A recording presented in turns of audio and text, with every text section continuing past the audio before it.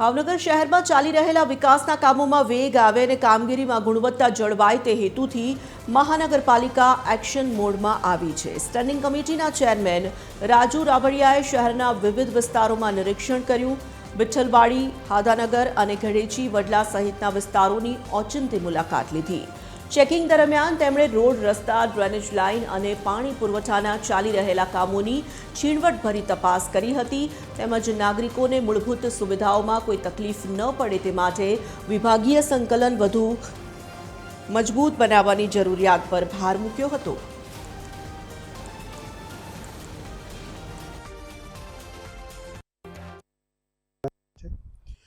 સૌપ્રથમ વિઠ્ઠલવાડી ઉદ્યોગનગરની અંદર પ્રાથમિક આરોગ્ય કેન્દ્ર જે બની રહ્યું છે, G+2નું પ્રાથમિક આરોગ્ય કેન્દ્ર બની રહ્યું છે। જે તે વખતે ગુજરાત હાઉસિંગ બોર્ડે જગ્યા ફાળવણી કરી હતી અને આ જગ્યામાં દબાણો હતા એને દૂર કરી લોકોની સુવિધાઓ માટે થઈને એ વિસ્તારના લોકોને દૂર ન જવું પડે એના માટે થઈને પ્રાથમિક આરોગ્ય કેન્દ્રની શરૂઆત PHC સેન્ટરની શરૂઆત કરી છે, જેમાં G+2માં 12 બેડરૂમ સાથેનું આ પ્રાથમિક આરોગ્ય કેન્દ્ર બની રહ્યું છે। અતિ આધુનિક ફેસિલિટી સાથે, જેમાં નાની મોટી સામાન્ય તપાસ બાદ 24 કલાક માટે એડમિટ કરવા પડે તો એના માટેની પણ ફેસિલિટી આ પ્રાથમિક આરોગ્ય કેન્દ્રમાં બની રહી છે।